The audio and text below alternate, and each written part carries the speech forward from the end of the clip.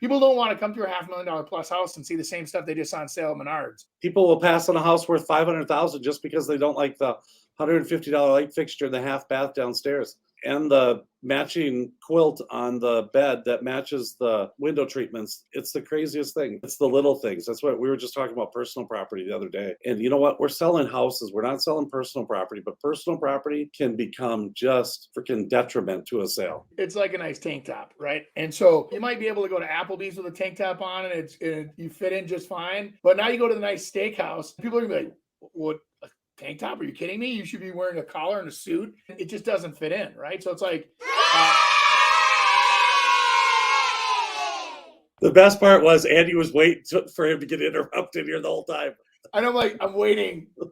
No, but it's true, right? I mean, it's like in every price range. I think it's the real estate agent's job or the consumer's job to research what is expected when I'm in that $500,000 price range. Because I have people who say, I'm ready to list my house. I want to list it for $550,000 and then ask for mica countertops. And I'm like, guys, hate to tell you this, but you're gonna have to remodel, put a little hard surface here. You know, the Cambrias, the granites or whatever, get that hardware updated, get those cheap fixtures out of it. You can buy at Home Depot. People don't want to come to a $500,000 plus house and see the same stuff they just saw on sale at Menards or Home Depot or wherever, right? So they actually want nice stuff in those houses. Or what you do is you make sure to have a really nice focal point in that house that distracts people to the point of where they don't notice the other stuff. It's so true. It has to feel within the house. You go absolutely overboard one way, it's not going to work because they're going to look at everything else like so everything else is cheap. Why did they do that nice tile in the half bath, but they've got vinyl everywhere else? You kind of got to match what yours is. And I think that's our position to tell people that. Staging 101. Everyone says, oh, stainless steel, hard surface countertops, paint your cabinets white. Not all the time. That doesn't have to work that way.